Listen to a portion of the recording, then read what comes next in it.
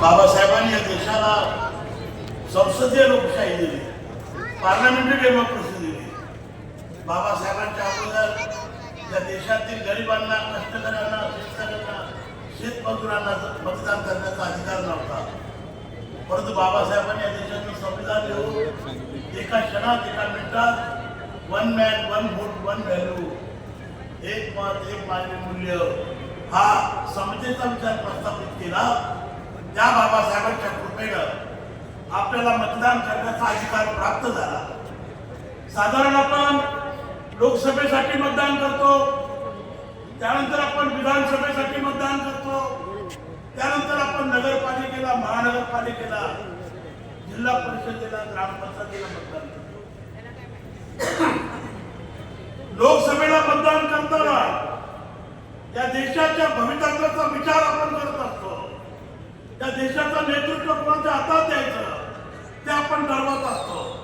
आपल्या देशाचा शत्रू कोण आहे, त्याच्याशी कशा प्रकारचे संबंध ठेवायचे, आपलं आंतरराष्ट्रीय व्यापाराचं, राजकारणाचे धोरण ठरवायचं.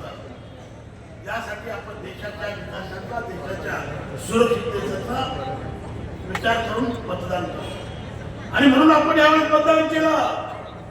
या देशाच्या तमाम जनतेने नरेंद्र मोदी साहेबांना निवडून दिलं. पंतप्रधानाच्या खुर्चीवर त्यांना विराजमान केलं. नरेंद्र मोदीची निवड केली देशाच्या कल्याणासाठी, देशाच्या रक्षणासाठी. त्यानंतर निवडणुका आल्या, विधानसभेच्या निवडणुका आल्या.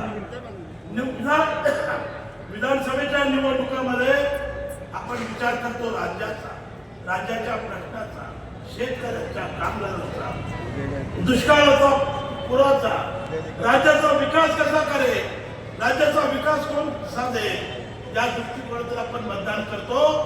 आणि आपण मतदान केलं महायुतीला, देवेंद्र फडणवीस सरकारला, एकनाथ शिंदे साहेबांच्या नेतृत्वाखाली सरकारला आपण मतदान केलं. न भूतो न भविष्याती असं बहुमत महाराष्ट्रात आपल्याला मिळालं. उद्या आपल्याला 15 तारखेला मतदान करायचं आहे महानगरपालिकेसाठी. तसा देशाचा विचार, राज्याचा विचार, महानगरपालिकेच्या मतदानाच्या वेळेत देखील माझ्या महात्मा बहिणींनो त्या शहराच्या विकासाचा विचार करावा. त्या शहराचे प्रश्न कोण सोडवणार आहे, या शहराचे प्रश्न सोडवण्यासाठी कोण लायक आहे. आणि मला असा विश्वास वाटतो, काल परवा आपण सर्वांनी बघितलं असेल, राज ठाकरे आणि उद्धव ठाकरेंची दूरचित्रवाणी मुलाखत झाली. पत्रकारांनी त्यांना प्रश्न केला की जर तुमच्या हातात मुंबई महानगरपालिकेची सत्ता आली आणि केंद्रात आणि राज्याच्या सरकारने जर त्याला मान्यता दिली तर काय करा. उद्धवनी राज ठाकरे म्हणाले त्यांना लढाई तर करू द्या, आम्ही रस्त्यावर उतरू, आम्ही आंदोलन करू, आम्ही संघर्ष करू. माझ्या आया बहिणींनो, तर हा विचार आपण केला पाहिजे. केंद्रात भाजप आहे, राज्यात भाजप आहे, केंद्रात माहिती आहे, राज्यात माहिती आहे. आपण जर आक्रमक असो तर मुंबई महानगरपालिकेमध्ये आपल्याला माहिती बसावी लागणार आहे.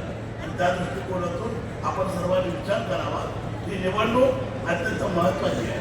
जातीचा, धर्माचा, भाषेचा विचार न करता फक्त मुंबई शहराच्या विकासाचा विचार करू.